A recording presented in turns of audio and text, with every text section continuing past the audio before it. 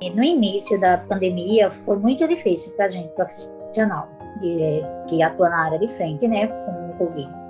Porque, assim, os pacientes já chegavam no estágio muito grave, evoluía muito rápido, a ponto de precisar de suporte e ventilação mecânica, que é quando o paciente se agrava, o pulmão não consegue mais respirar sozinho, depende de um ventilador para poder ajudar ele a respirar.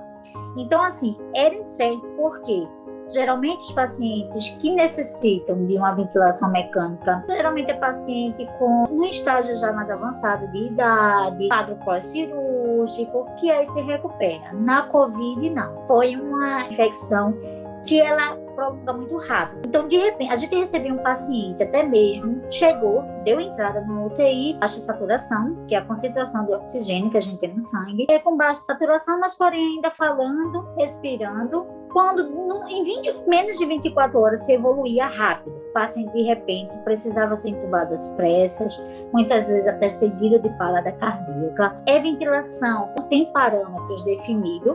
Tem paciente que responde a elevados volumes, elevados números. E tem um paciente que tem que ser ventilado com parâmetros baixos, porque o pulmão já não expande, já não tem mais o que se fazer. É muito difícil. Não é aquele paciente fácil de ventilar, não é aquele paciente fácil de se adaptar ao mecanismo desse vírus. E a cada dia, uma nova evolução. Primeiro foi o medo, que tomou conta, que justamente eu estava entrando na UTI, nesse exato momento, pegou justamente na minha vida acadêmica bem de frente, já fazia 2 anos que eu estava formada, estava concluindo a minha pós-graduação em terapia intensiva.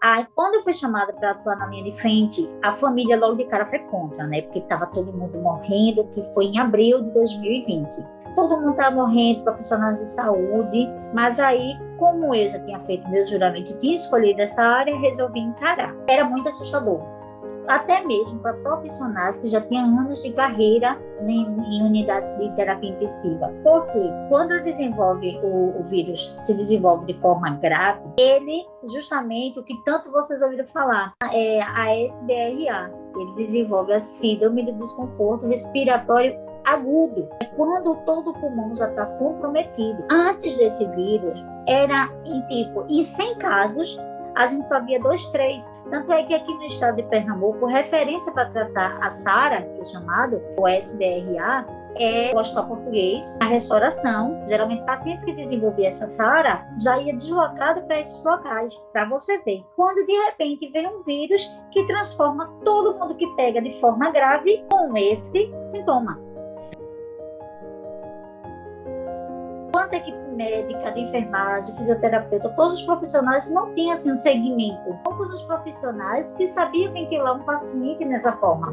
Paciente que necessitou de ventilador, de ventilação mecânica, tentando deixar uma ventilação protetora para também não acabar o pulmão do paciente, mesmo ele precisando da ventilação. Então, toda estratégia, todo dia sai um estudo, todo dia sai estudos novos, até hoje, de como a melhor maneira de ventilar. Lógico que na receita de bolo, cada paciente vai ter sua função, o pulmão vai reagir de um jeito, de acordo com o medicamento, com antibiótico, com tudo. Mas assim, estudos mostrando como seguir, pelo menos uma linha que a gente não tinha, não só a gente, como o mundo inteiro.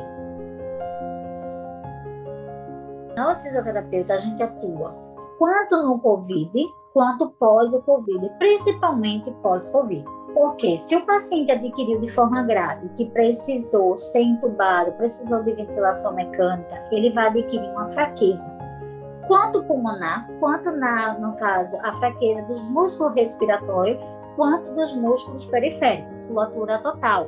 E a cada dia que o paciente fica acamado, fica internado, ele perde a força muscular. Então, a nossa intervenção, nosso fisioterapeuta, a gente já tem que atuar com esse paciente, mesmo internado, sempre evoluindo, de forma que ele, no caso, sempre a gente fazendo exercícios, que ele evolua de forma positiva, para não chegar ao ponto de cair mesmo, sabe? Fraqueza muscular. Então, a gente atua quanto antes quanto pós. importantíssimo. Tem paciente que pós-Covid, eu mesmo fui uma.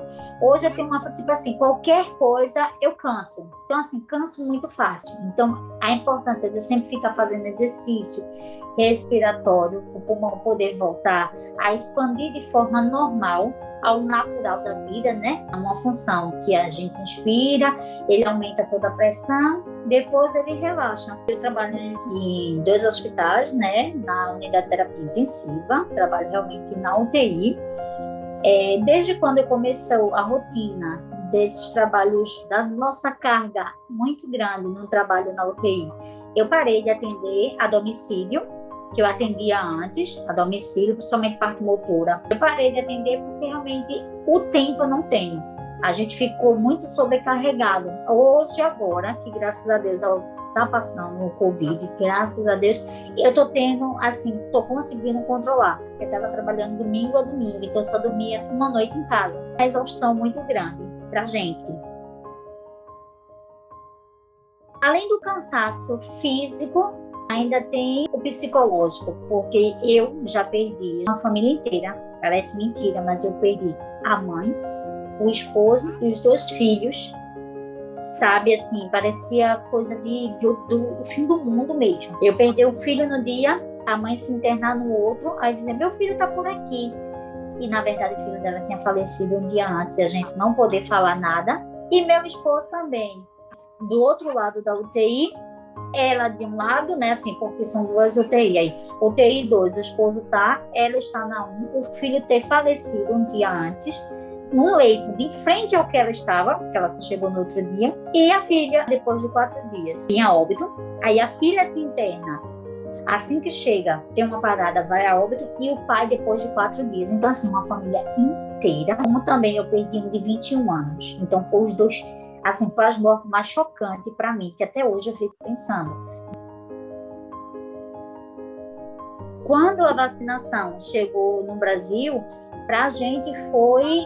Primeiro a ser vacinado foi nós, profissionais de saúde. Então, assim, foi com grande alegria. O medo, logo de cara, né? Veio lá a vacina, porque a gente não sabia. Aqueles estudos, um comprovava se positivo, mas o medo e a mesma esperança. Ao mesmo tempo a esperança, porque a gente já tinha perdido muitos colegas de trabalho, muitos colegas da nossa profissão. Quando eu tomei a vacina com grande alegria, não tive reação nenhuma. Cada vez mais está avançando, o que é que a gente tem a prova? Quanto mais a vacina está avançando, menos casos de Covid está chegando. Então, isso prova que a vacina está fazendo efeito. A questão do uso da máscara, a questão do álcool em gel, a importância de lavar sempre as mãos, isso tudo tem que continuar. Não a máscara, quando você estiver próximo da pessoa, ter a consciência de colocar, né? Porque a gente sabe que o meio de transmissão é por saliva, é por mucosa, entendeu? Então, a importância de sempre lavar as mãos, porque a gente termina sempre levando a mão no nariz, no olho, quando coça. A mensagem que eu tenho a todo mundo é: se vacine. Chegou a sua vez, chegou a sua idade, não espere. Não fique procurando o tipo de vacina, o local ideal. O local ideal é vacina no braço, e ela tem que ser tomada.